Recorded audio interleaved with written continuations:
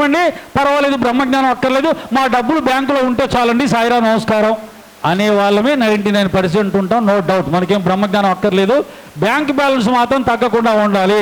బ్రహ్మజ్ఞానం కావాలా, డబ్బు కావాలా అని అడిగితే చేతులెత్తామంటే నాతో సహా అందరూ కూడా ఏమండి డబ్బు కావాలి, ఈ జన్మకి ఇలా ఉంచండి మమ్మల్ని, అంతేగాని డబ్బు అక్కర్లేదు బ్రహ్మజ్ఞానం అంటే ఇంకా అసలు డబ్బే తీసాము మొత్తం ఇచ్చేయమంటారేమో. కాబట్టి ఇది చాలా కష్టమైనటువంటి సాధన. ఇది గుర్తుపెట్టుకోవాల్సింది ఏంటంటే, చాలామంది మన పురాణాల్లో కూడా ఉంటుంది, ముఖ్యంగా భక్తులకు ఉంటుందండి, గుర్తుపెట్టుకోండి.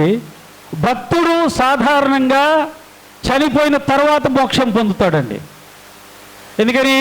భక్తుడు అంటేనే భగవంతుని ఆధారం చేసుకొని జీవిస్తుంటాడు, భగవంతుని సర్వస్వంగా భావిస్తాడు. కానీ అదే సమయంలో అతని జీవితంలో జ్ఞానం అనేది ఉండదు కాబట్టి ప్రతి చిన్నదానికి డిస్టర్బ్ అవుతుంటాడు, కన్ఫ్యూజన్ అవుతుంటాడు, భగవంతుని మీద భారం వేస్తుంటాడు, భయపడుతుంటాడు, దేవా కాపాడు అంటుంటాడు. ఇవన్నీ జరుగుతుంటాయి. కానీ మంచివాడు కానీ జీవిస్తాడు, ధర్మపరుడు కానీ జీవిస్తాడు. కానీ జీవితంలో వచ్చే కష్ట సుఖాలకు మాత్రం తట్టుకునే ధైర్యం ఉండదు. అది ఉండాలంటే జ్ఞానం ఉండాలి. కాబట్టి భక్తుడికి చనిపోయిన తర్వాత మోక్షం వచ్చే పరిస్థితులు ఎక్కువగా ఉంటాయి. కానీ శిష్యుడికి జీవించి ఉండగానే మోక్షాన్ని పొందే స్థాయి వస్తుంది. ఎందుకంటే శిష్యుడు ఈజ్ ఈక్వల్ టు జ్ఞానాన్ని పొందే మార్గంలో ప్రయాణం చేస్తాడు. కాబట్టి గురువు శిష్యుల సంబంధం, గురువు ఆత్మజ్ఞానాన్ని ఇస్తాడు, శిష్యుడు ఆత్మజ్ఞానాన్ని పొందుతాడు. కాబట్టి శిష్యుడైన వాడే రేపు గురువు అవుతాడు తప్ప భక్తుడు గురువు కాలేడు. శిష్యుడైన వాడే గురువు అవుతాడు. గురువు కావాలంటే జ్ఞానస్వరూపుడు కావాలి. జ్ఞానస్వరూపుడు కావాలంటే జ్ఞానస్వరూపుని ఆశ్రయించాలి. జ్ఞానస్వరూపుడి దగ్గర నుంచే జ్ఞానం వస్తుంది. జ్ఞానం వచ్చినప్పుడే మోక్షం వస్తుంది. కాబట్టి శిష్యుడికి జీవించుండగానే మోక్షం వస్తుంది, భక్తుడికి మరణించిన తర్వాత మోక్షం వస్తుంది. ఎక్కువగా ఈ భక్తిలో మళ్ళీ ఇంకొక క్వాలిటీ ఇస్తే జీవించుండగానే మోక్షం వచ్చే అవకాశం ఉంది. అదే నిజ జ్ఞానభక్తి. జ్ఞానభక్తి ప్రహ్లాద, నారద, పరాశర, పుండరీక, వ్యాస, అంబరీష, శుక, సౌనకులు వీళ్ళందరూ కూడా భాగవతోత్తములు. వీరు జ్ఞానభక్తులు. జ్ఞానభక్తి అంటే ఏంటి? తన యొక్క ఇష్టదైవాన్ని అంతటా అన్నిట్లో చూసుకునే వాళ్ళని జ్ఞానభక్తులు అంటారు.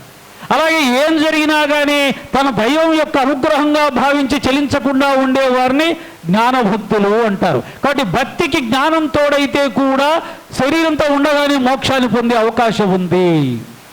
ఒట్టి భక్తి మాత్రమే ఉండి జ్ఞానం లేకపోతే అడుగడుగునా కూడా ఆందోళనతో కూడిన భక్తులై ఉంటారు. చాలామంది భక్తుల జీవితాలు మనం అవన్నీ చూస్తూ ఉంటాం. కాబట్టి భక్తికి జ్ఞానాన్ని కూడా సంపాదించుకోవాలి. జ్ఞానభక్తి అనేది సాకార రూపానికి సంబంధించిన జ్ఞానభక్తి, భక్తి కూడా సాకార రూపానికి సంబంధించిన జ్ఞానభక్తి. కానీ జ్ఞానం అనేది ఆత్మజ్ఞానం నిరాకారానికి సంబంధించినటువంటిది. అక్కడ మాత్రమే మనం మోక్ష అర్హత పొందుతాం. బాబా గారు చెప్పింది ఏంటంటే, శరీరంతో ఉండగానే బ్రహ్మజ్ఞానాన్ని పొందాలి అనుకుంటే చెప్పబడిన ఈ 10 లక్షణాలు సాధించాలి. ఈ 10 రకాల సాధనలు చెయ్యాలి. కాబట్టి శరీరంతో ఉండగానే బ్రహ్మాన్ని చూసే దానికి కావలసిన అర్హతలు చాలా కఠినమైనవి.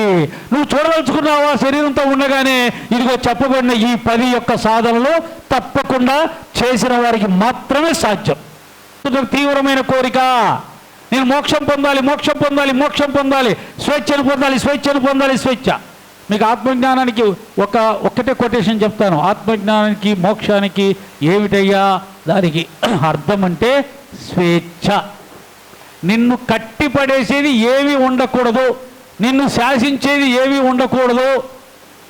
నువ్వు ఇక్కడ ఉండదలుచుకుంటే ఎన్ని రోజులైనా ఇక్కడే ఉండగలగాలి, అది స్వేచ్ఛ. మన సాయంత్రం 5 దాటితే ఇంటికి వెళ్ళాలి, మన స్వేచ్ఛ. బయట నుంచి వచ్చిన వాళ్ళు 2 రోజులు అయిపోతే ఇంటికి వెళ్ళాలి, అది మన స్వేచ్ఛ.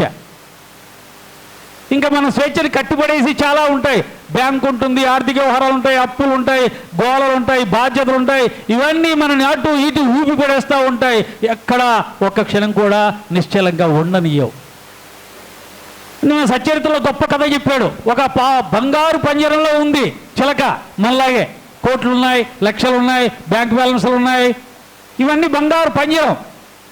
ఆ పంజరంలో చిలకకి బాగా జాంపళ్ళు వేస్తూ ఉన్నాం. శుభ్రంగా తినుకుంటూ తిరుగుతూ, ఆహా ఎంత బాగుంది జీవితం, ఓహో ఎంత బాగుంది జీవితం, చుట్టూ బంగారు పంజరం, ఆహా జాంపండ్లు, ఆహా నిమ్మపండు, ఆ పండు ఈ పండు అనుకుంటూ తిరుగుతుంది, హాయిగా ఉంది మనలాగే. దానికి స్వేచ్ఛ మాత్రం లేదు, దానికి ఒక పరిమితి. ఆ పంజరం ఎంత ఉందో అంతవరకే.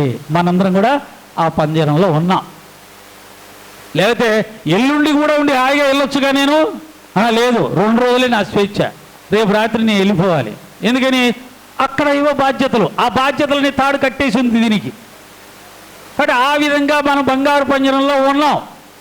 ఆ బంగారు పంజరాన్ని ఎవరైనా వచ్చి దాన్ని తీసి వదిలేస్తే ఒక్కసారి ఊహించండి, ఆ ఒక్క 5-6 అంగుళాల పంజరంలో ఉన్న రామచిలక అద్భుతంగా ఉంది జీవితం అనుకుంది, వదిలేస్తే అది ఎగురుకుంటూ ఎగురుకుంటూ ఎగురుకుంటూ ఎంత దూరం ఎదిగినా ఇంకా ఇంకా ప్లస్.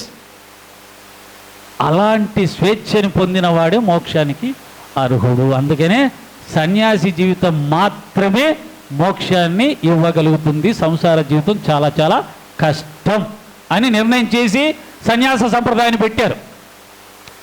దానికి మనలాంటి వాళ్ళకి ధైర్యం ఇవ్వడానికి రామకృష్ణ పరమహంస ఏమన్నారు తెలుసా? సన్యాసి భగవంతుని ఆశ్రయించలో గొప్పతనం ఉంది, వాడికి తాడు బొంగరం ఏమీ లేదు. సంసారంలో ఉంటూ భగవంతుని పాదాలు పట్టుకొని తరించేవాడే నిజమైన ధీరుడు, వీరుడు, సూర్యుడు అని మనకు సర్టిఫికెట్ ఇచ్చాడు. కాబట్టి మనం సంసారంలో ఉంటూ భగవంతుని పాదాలు, గురువు పాదాలు పట్టుకున్నాం, మనం ఏం తక్కువ కాదు. కానీ స్వేచ్ఛ ఉండదు. బట్ ఇందులో పడ్డ తర్వాత ఇంకా ఉండదని బాధపడితే కుదరదు. బాబా పాదాలు పట్టుకోవాలి.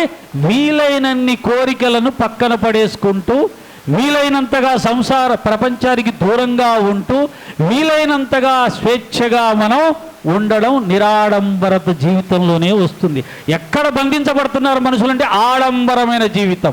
కార్యక్రమాలు ఆడంబరంగా చేయాలి, అబ్బా 10 మంది చూసి ఓహో అనాలి, ఇంట్లో వస్తువులు ఆడంబరంగా ఉండాలి, ఏది కట్టినా బ్రహ్మాండంగా కట్టుకోవాలి, అప్పులు చేసాను బ్రహ్మాండంగా జీవించాలి, అందరూ చూసి ఆహా ఓహో అనాలి. ఇందులో బంధించబడిపోతూ ఉన్నాము. మళ్ళీ ఆ బాధ్యతల్ని తెంచుకోలేక అల్లాడుతూ ఉన్నాము. ఇవన్నీ ఎక్కడి నుంచి వచ్చే ఆడంబరం? అదే నిరాడంబరత.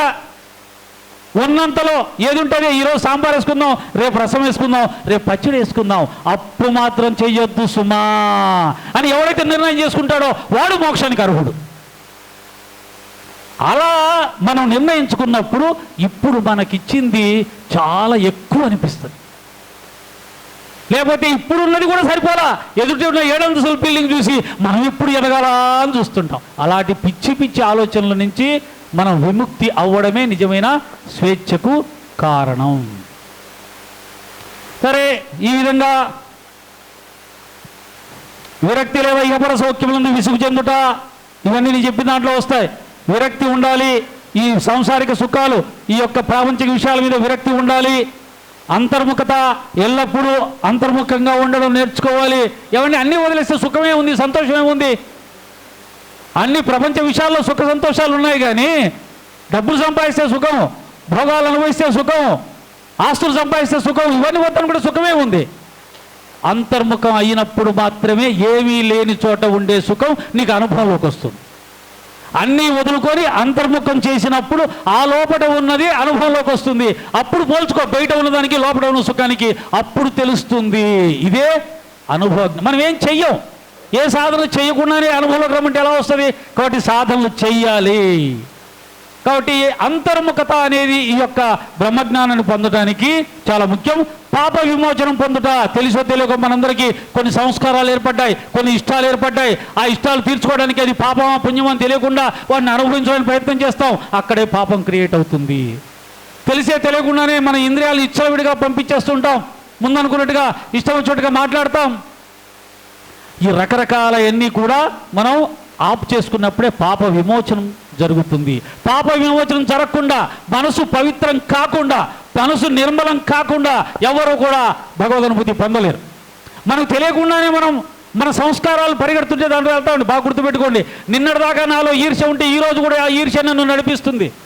నిన్నటిదాకా నాలో క్రోధం ఉంటే ఆ క్రోధమే నన్ను నడిపిస్తుంది. నిన్నటిదాకా నాలో అహంకారం ఉంటే అహంకారం నడిపిస్తుంది తప్ప ఈరోజు సత్యత చదవని కొత్తగా పుట్టుకొని ఎక్కడికి రాదు. నీలో ఉన్న గుణాలను నువ్వు గుర్తించాలి. శాస్త్రాలకు విరుద్ధంగా, గురువులు చెప్పిన వచనాలకు విరుద్ధంగా ఉన్న గుణాలను నువ్వు గుర్తించాలి. అసలు సాధన అంతా నీలో ఉన్న బలహీనతలు గుర్తించడంలోనే ఉంది. ఆ గుర్తించిన దాని మీద ఫోకస్ పెట్టాలి.